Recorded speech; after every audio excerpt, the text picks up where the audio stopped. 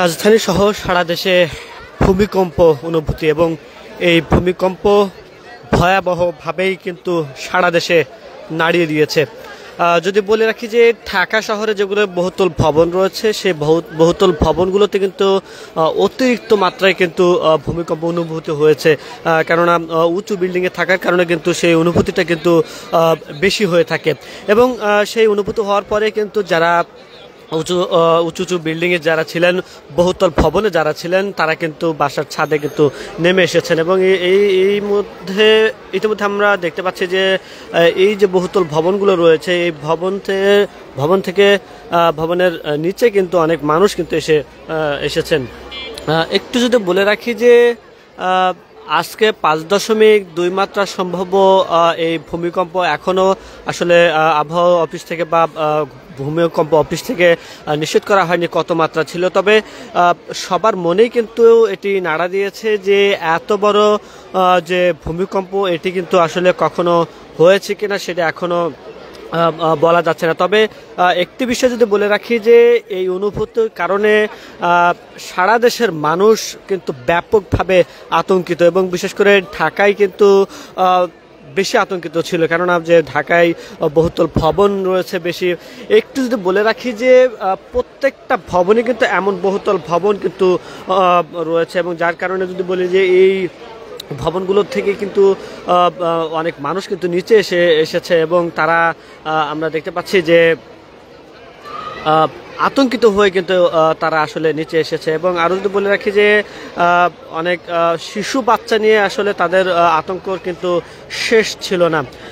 একটু যদি বলে রাখি যে ভয়াবহ এই ভূমিকম্পে এখন পর্যন্ত তেমন কোনো ক্ষয়ক্ষতির সম্ভাবনা বা এখনও আমরা কোনো খোঁজ পাইনি, তবে সম্ভাব্য ধারণা করা হচ্ছে যে বেশ কিছু বিল্ডিং, বিশেষ করে ঢাকা শহরের বেশ কিছু বিল্ডিং ধসে পড়ে যেতে পারে বা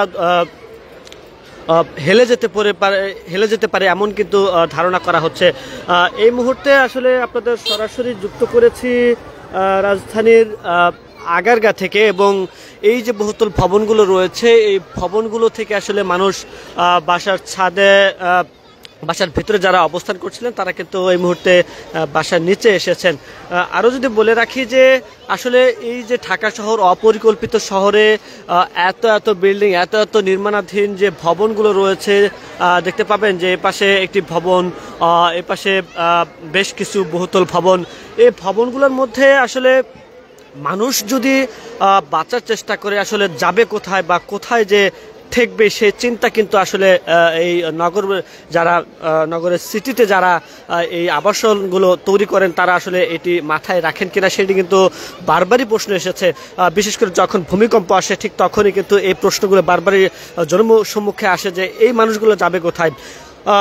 যদি এই যে ভূমিকম্পটি অনুভূত হয়েছে আজকে যেটি হয়েছে, যেখানে এই এলাকাতে এই মুহূর্তে তেমন খবর নেই যে বহুতল ভবন ধসে পড়া বা হেলে পড়া এমন খবর এখনো আমরা পাইনি, তবে যদি পড়তো সেক্ষেত্রে এই মানুষগুলোর কি অবস্থা হতে পারত সেটি আসলে বলার অপেক্ষায় রাখে না।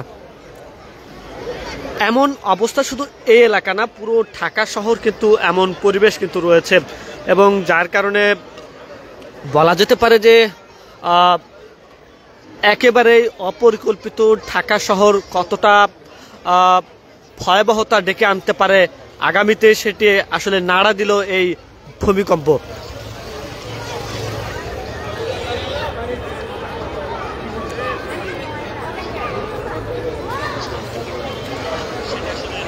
পাঁচ 5.2 মাত্রা সম্ভাব্য ধারণা করা হচ্ছে, তবে এটির আসল কত মাত্রা ছিল সেটি এখনো জানা যায়নি, তবে এর মাত্রা অবশ্যই 5.0 উপরে হবে এমনটা কিন্তু ধারণা করা হচ্ছে।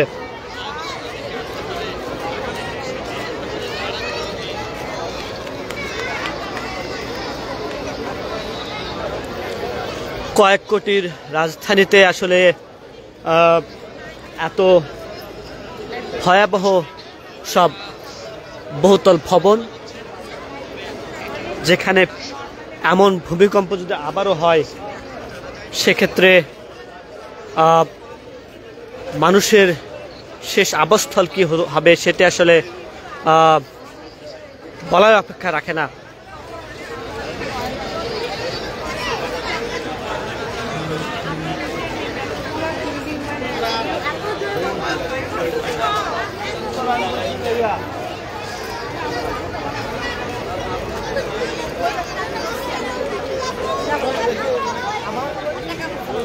আসলে এই মানুষগুলো বাসা থেকে নেমে এসেছেন,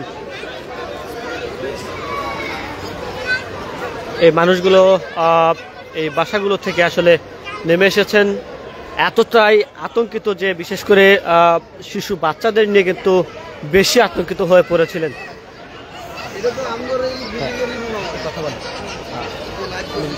লাইভে আছে না না এটা না কেমন ছিল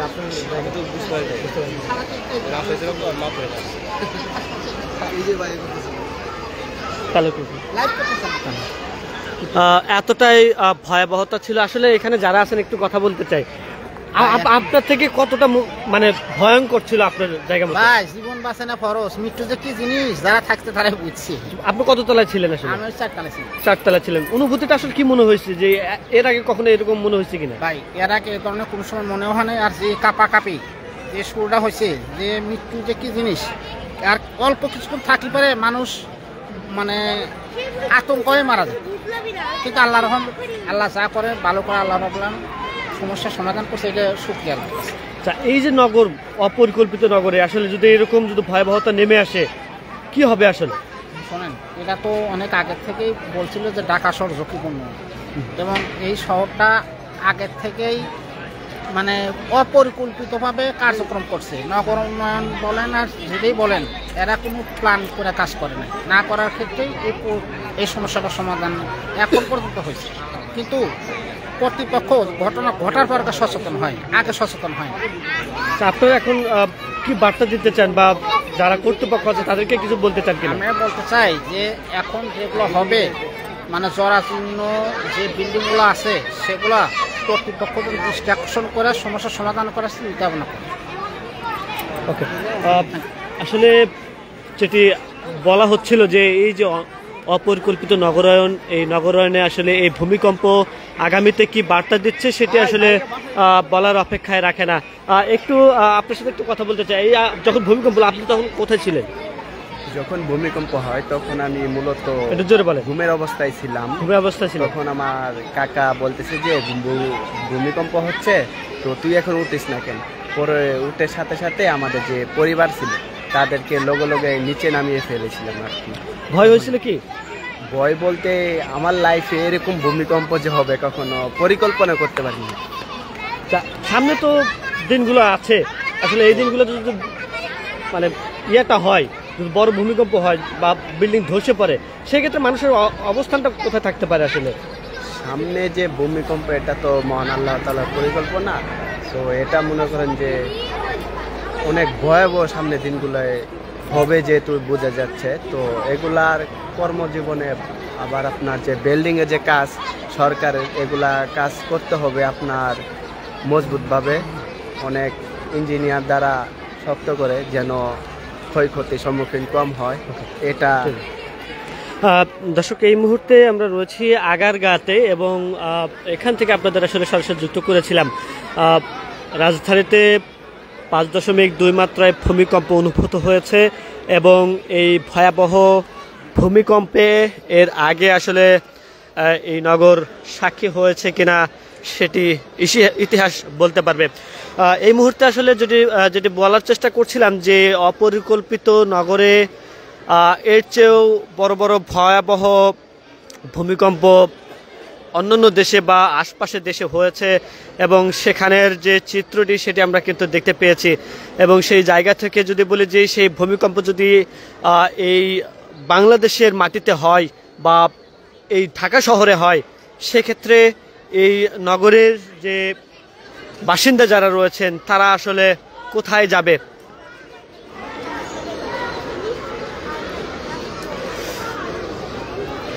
এমন বহুতল ভবন ঢাকা শহরে বহু রয়েছে, এবং বিশেষ করে পুরান ঢাকা এলাকায় যদি বলি যে সেই এলাকায় অপরিকল্পিত যেমন ভবন তোলা হয়েছে, সেখানে আবার ভবনের যে নিরাপত্তা বা ভবনের নিয়ম, যেটি ভবন তৈরি করার যে নিয়মগুলো, সেই নিয়মগুলো কিন্তু মানা হয় না। সেখানে নিয়মের তোয়াক্কা না করেই তারা বহুতল ভবন পর্যন্ত গড়ে তোলেন।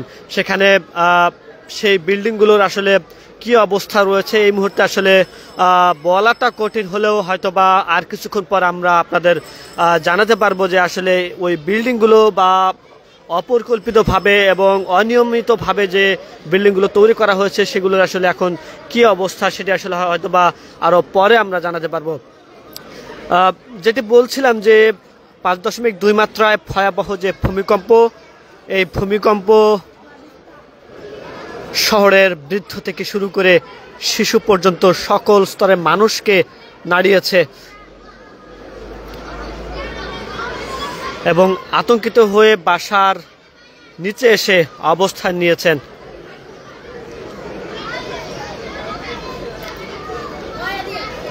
দর্শক, এই মুহূর্তে আপনাদের সরাসরি যুক্ত করেছি আগারগাঁ থেকে।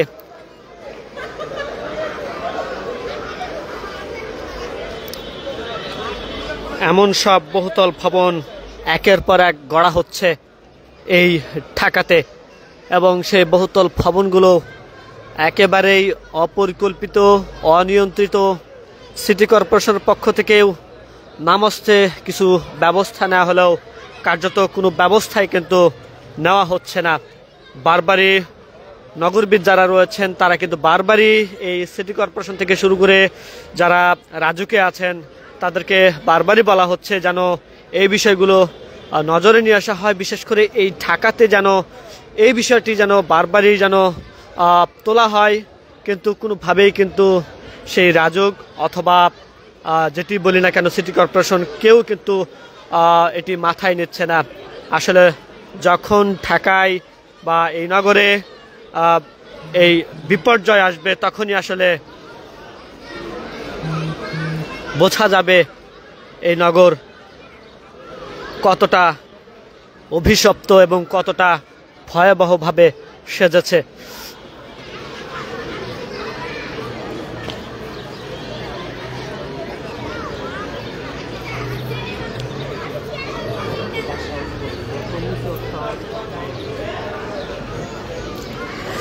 এই শহরে এই মুহূর্তে যে চঞ্চলতা, সেই চঞ্চলতা ভিন্ন চিত্র হতে পারত যদি ভূমিকম্পটি আর একটু যদি বেশি মাত্রায় হতো।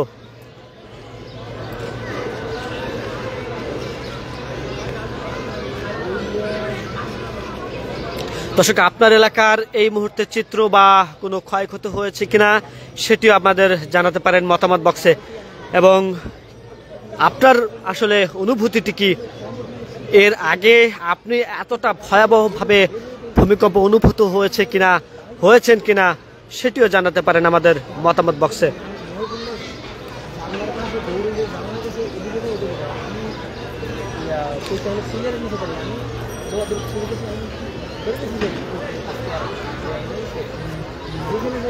আসলে এই নগর আজকে ভেবেছিল হয়তোবা এখানেই আমার শেষ।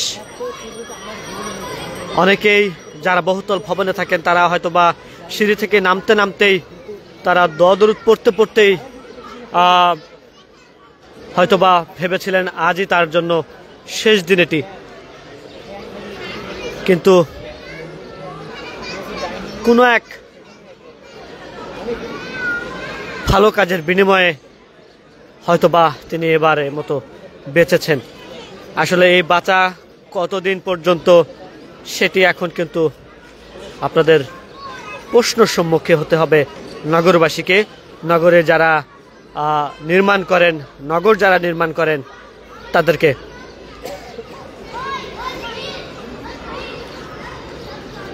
তো এই ছিল রাজধানীর আগারগাঁ থেকে ভয়াবহ যে ভূমিকম্প, সেই ভূমিকম্পের সর্বশেষ সংবাদ।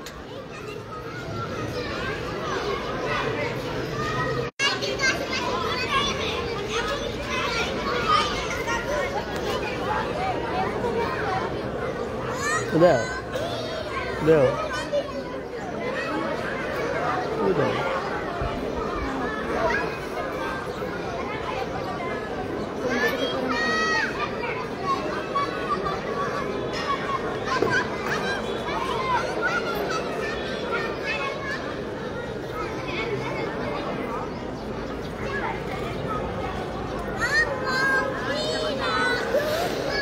দর্শক, এই মুহূর্তে আপনাদের সরাসরি যুক্ত করেছি আগারগা থেকে। এই মুহূর্তে আসলে বাসার নিচে যে মানুষ নেমে এসেছেন সেই চিত্রটি আসলে আপনাদের দেখানোর চেষ্টা করছিলাম। আসলে এই যে নগরে যে ভয়াবহ যে চিত্রটি আসলে সেটি দেখানোর চেষ্টা করছিলাম। একটু এখানে যারা রয়েছেন তাদের সাথে একটু কথা বলতে চাই। ভাই, আপনি এই যে ভূমিকম্প যখন হলো তখন আপনি আসলে কোথায় ছিলেন? কোথায় ছিলেন আসলে যখন ভূমিকম্প হলো? এখানে ছিলাম, নিচে দাঁড়ায় ছিলেন। অনুভূতিটা কেমন ছিল আসলে? আমি চেয়ারে বসে চেয়ার থেকে পড়ে গেছি। চেয়ার থেকে পড়ে গেছেন? আচ্ছা, এরপরে তারপর দাঁড়ায় দেখি যে মানুষজন সব দূর দূর করে নামতেছে। এই পর্যন্ত শেষ, এর মধ্যে শেষ।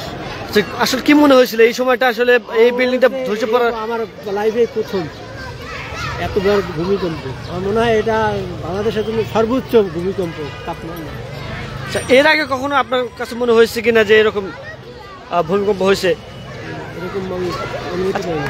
একটা বিষয় জানতে চাইবো যে এই যে নগরে যে অপরিকল্পিত ভবনগুলো হচ্ছে, আসলে আগামীতে যদি এর চেয়ে বড় কিছু হয় সেক্ষেত্রে আসলে কি হইতে পারে আসলে, বা এই জায়গা থেকে নগর সিটি যারা রয়েছে, যারা দায়িত্বে রয়েছে, তাদের আসলে করণীয়টা কি? তাদের দায়িত্ব এখন তো সতর্ক হওয়া উচিত। বিল্ডিং নির্মাণের ক্ষেত্রে রাজনৈতিক প্ল্যান অনুযায়ী কাজ করা উচিত। যারা প্ল্যান অনুযায়ী কাজ করে না তাদের জন্য কি বলবেন? তাদের জন্য কি বলবো, তাদের তো ক্ষতি হবে, মানে সতর্ক হওয়া উচিত আর কি, যেন ক্ষতি না হয়। যা করে ফেলছে তার কিছু করার নেই। দর্শক, এই মুহূর্তে আসলে আপনাদের সরাসরি যুক্ত করেছিলাম আগারগা থেকে। আসলে মানুষ যে নিচে নেমে এসেছিলেন সেই চিত্র আসলে আপনাদের দেখানোর চেষ্টা করছিলাম। বাবু, শোনো তো, যখন ভূমিকম্প হলো তুমি কোথায় ছিলা? পার্কিং করতেছিল। হ্যাঁ, পার্কিং করতেছিলা।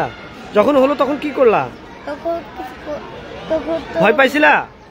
কতটা ভয় পাইছিলা? এতটা ভয় পেয়েছিলা? ওকে। দর্শক, এই মুহূর্তে আসলে মানুষের যে আতঙ্ক, সেই আতঙ্কর জায়গাটি আসলে আপনাদের দেখানোর চেষ্টা করছিলাম।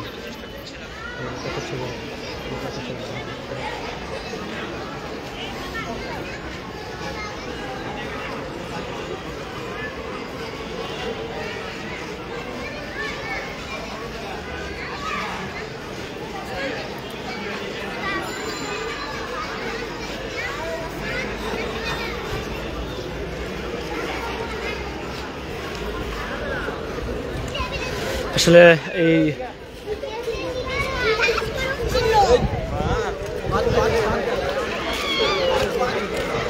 দর্শক, এই মুহূর্তে আপনাদের সরাসরি যুক্ত করেছি কালের কণ্ঠ ফেসবুক পেজ থেকে। আসলে মানুষ ফোন দিচ্ছে প্রিয়জনকে। আসলে এই যে ভয়াবহ ভূমিকম্পের সর্বশেষ তথ্যটি আসলে তারা জানার চেষ্টা করছে, তার প্রিয়জনের তথ্যটি জানার চেষ্টা করছে যে কেমন আছে, কি অবস্থায় আছে, তারা আসলে নিরাপদে আছে কিনা। সব বিষয় মিলে কিন্তু তারা এই মুহূর্তে প্রিয়জনের খোঁজ আসলে তিনি কিন্তু সবাই কিন্তু নেওয়ার চেষ্টা করছেন।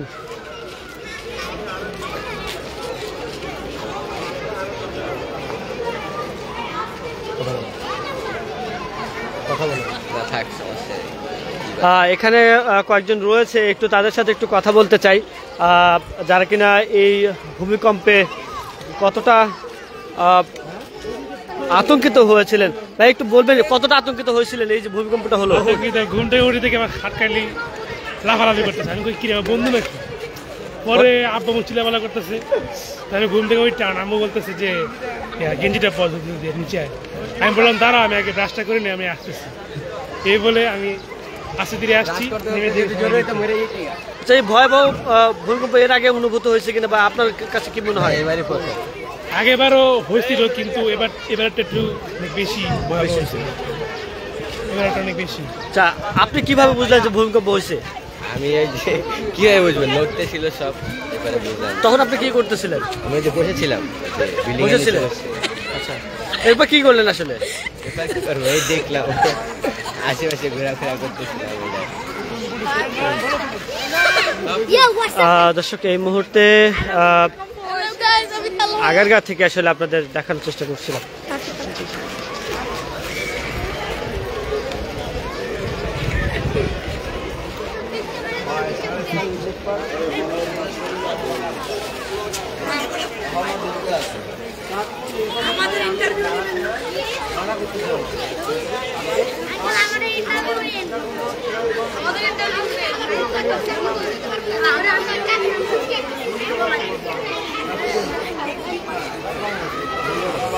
আসলে সবার পরিজনের খোঁজ খবর নিচ্ছেন অনেকেই, যেটি এর আগে বলছিলাম।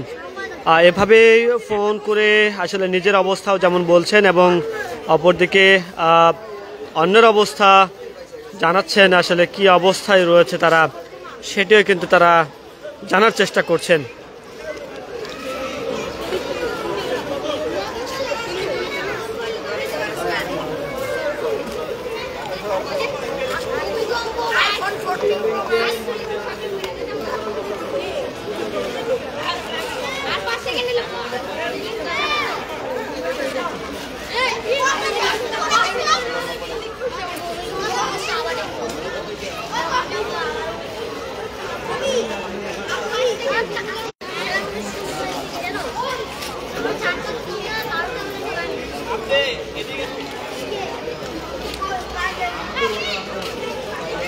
রাজধানীতে এর আগে আসলে বেশ কয়েকটি ভূমিকম্প অনুভূত হয়েছে।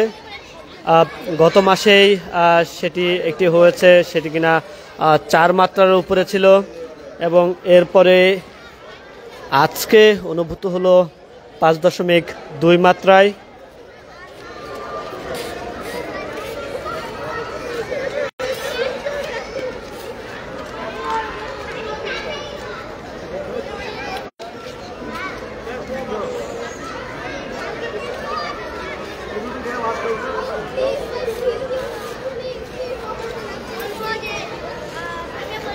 তো এই ছিল রাজধানীর আগারগাঁ থেকে ভূমিকম্প অনুভূতির যে সংবাদ, সেই সংবাদের সর্বশেষ